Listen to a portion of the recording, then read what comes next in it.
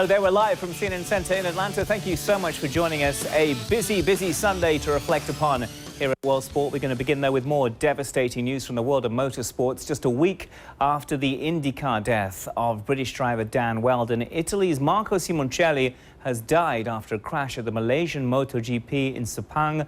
The race was cancelled after just 4 minutes when Simoncelli fell and was hit by Colin Edwards and Valentino Rossi as he slid across the track on his Honda. His helmet was knocked off in the incident and the race would be immediately red flagged. His death is the first in the Premier class since another Honda rider, Daijiro Kato, was killed at the 2003 Japanese Grand Prix. Marco Simoncelli was just 24 years of age.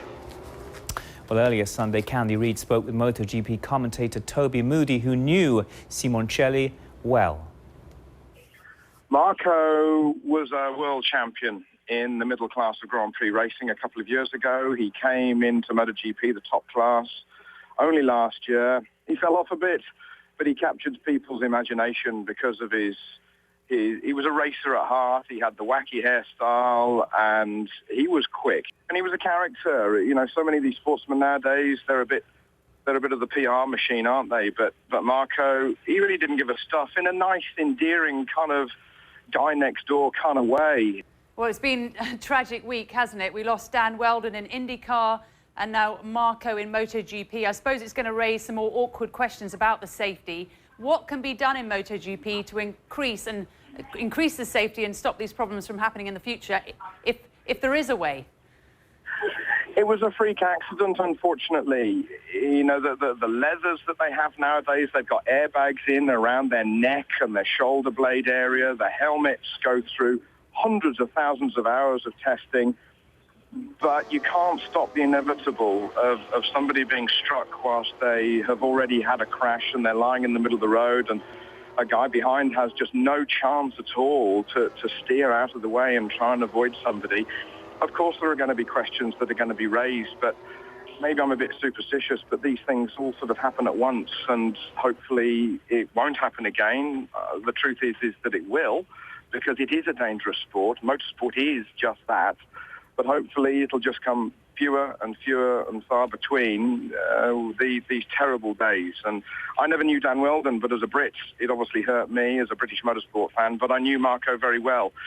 And the best thing he ever said to me was in May, and he came up to me and he said in his lovely Italian accent, "Hey Toby, I listened to some of the stuff that you do on the television with your commentary, and I've read some of the stuff that you've written, and I really appreciate it, and I really like the stuff that you do." And that's the sentence that's ringing around my head here this afternoon. Toby, you obviously think very fondly of him. Was it the same in the motorsport community as a whole?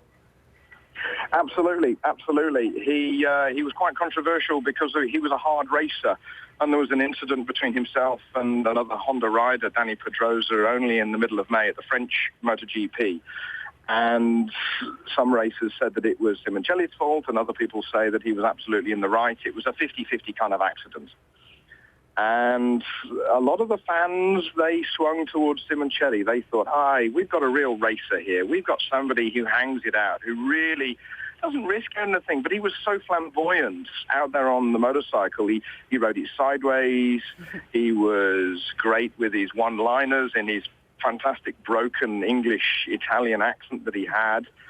And the wacky hairstyle, and I'll never forget, you know, a few races later, we turned up to Silverstone to the British MotoGP, and I've never seen so many number 58 Marco Simoncelli T-shirts and people wearing the big wigs, sort of big white afro wigs to sort of be part of him. And I've never seen so many Simoncelli fans until this year, and now this.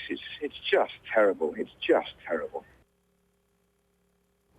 Well, Simoncelli's death sparking grief in Italy, where officials announced sports events in the country would observe a minute's silence. The footballing giants Internazionale and AC Milan were among the first sports clubs to offer their commiserations, Milan putting this on its website.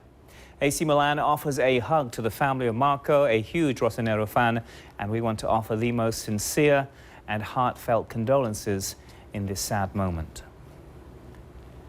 Meantime, Simoncelli's hometown of Coriano was in shock Sunday following the news. Stunned locals gathering in the central square, leaving flowers and personal notes for the young rider, paying tribute to the man they described as positive and caring. Simoncelli, by the way, a big fan of the aforementioned AC Milan, who, as we just saw, were among the first to offer their condolences. A sad, sad day indeed.